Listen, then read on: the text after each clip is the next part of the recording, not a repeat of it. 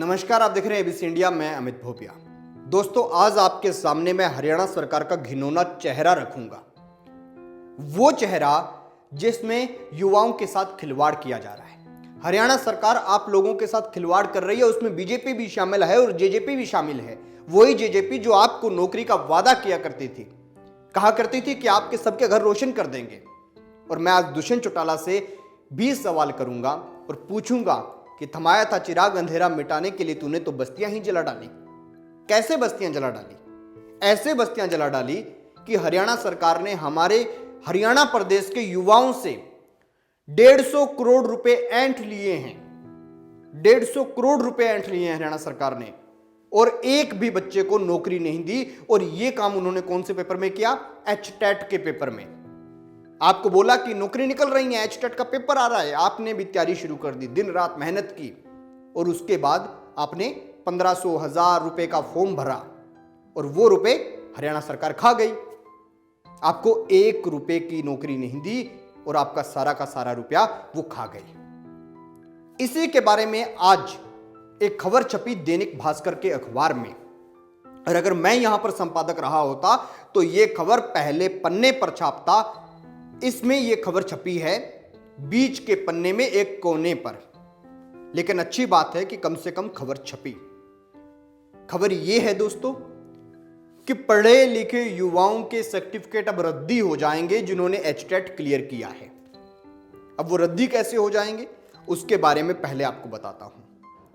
HTET की जो परीक्षा है ये हरियाणा में पिछले लंबे टाइम से हो रही है। 2008 के टाइम इसे एस्टेट एस्टेट लागू हुआ था। बाद में इसी का नाम 2008 से शुरू हुआ, इसका नाम एस्टेट हुआ करता था। उसके बाद एचटेट इसका कर दिया गया था, हरियाणा टीचर एलिजिबिलिटी टेस्ट। और इसको पास करने वाले बच्चों को नौकरी की अच्छी खासी उम्मीद रहती है जब सरकार भर्तियां निकालती है। लेकिन अफसोस है कि 2014 के बाद एचटेट में सरकार ने नौकरी निकाली ही नहीं। और इस वक्त में 150 करोड़ रुपए जो आप फॉर्म भरते हैं भाग भाग के, वो फॉर्म का पैसा सरकार खा गई। अब जो 2014 के बच्चे हैं एचटेट जिन्होंने 2014 में पास किया, उन बच्चों के जो भी सर्टिफिकेट हैं वो सारे के सारे सर्टिफिकेट 1 मार्च को उनकी वैधता खत्म हो जाएगी। जिस तरह से इस अखबार की वैधता आज शाम को खत्म हो जाएगी, आज रात को खत्म हो जाएगी और कल ये रद्दी बन जाएगा, बिल्कुल वैसे ही उनके सर्टिफिकेट की वैधता भी खत्म हो जाएगी। तो अब बताइए, उन बच्चों की मेहनत, उन बच्चों का फॉर्म, उन बच्चों का कंपटीशन, वो सारा का सारा धरा रह गया। और इस खबर को मैं थोड़ा पढ़कर सुनाता हूं, आश्चर्य होगा आपको कि पिछले 7 साल में एचटेट की परीक्षा में 18,42,000 युवा शामिल हुए, जिसमें 150 करोड़ रुपए से ज्यादा सरकार ने कमा लिए। 1,74,291 युवाओं ने टेस्ट पास किया और जिन्हें आज भी शिक्षक बनने का इंतजार है। जेबीटी की परीक्षा 2012 से ही बंद है। वहीं टीजीटी के हिंदी गणित समेत कई विषयों में भर्तियां नहीं हुई हैं। पीजीटी की भी नाम मात्र भर्तियां निकली हैं। अब सरकार अगर 10 लोगों को नौकरी लगा दे तो उसका ढिंडोरा पीटती है कि हमने भर्तियां निकाल दी, और ये 1,74,291 युवा पेपर पास करके बैठे हैं, इनको नौकरी कौन लगाएगा? और अगर नौकरी लगाना ही नहीं है तो इतने लोगों को सिलेक्ट क्यों किया? इनका पेपर पास क्यों माना? क्यों? ये बड़े सवाल हैं। और इसको लेकर पिछले वर्ष विधानसभा के अंदर बजट सत्र के दौरान यह कहा भी गया शिक्षा मंत्री के द्वारा कि हम ये पद भर देंगे। और आपको दोस्तों बता दें कि 29,646 पद आज भी खाली हैं, जिन पर कोई सरकार की नजर नहीं है। और भी कई चीजें हैं।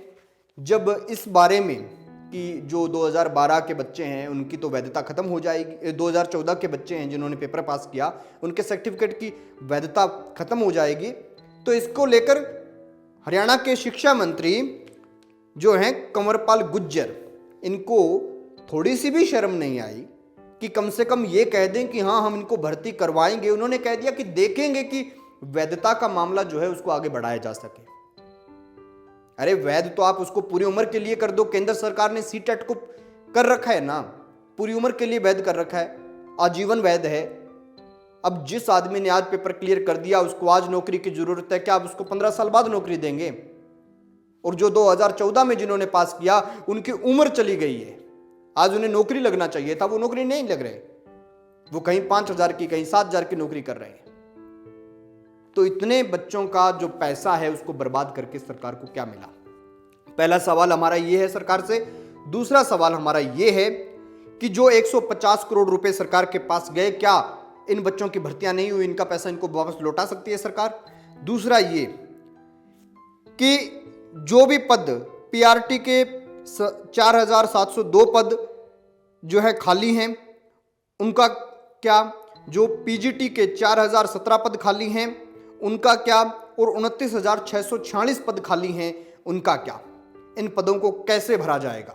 दूसरी बात कि जब केंद्र कहती है कि आपको 25 बच्चों पे एक शिक्षक चाहिए, हरियाणा सरकार 30 बच्चों पे एक शिक्षक क्यों रखती है?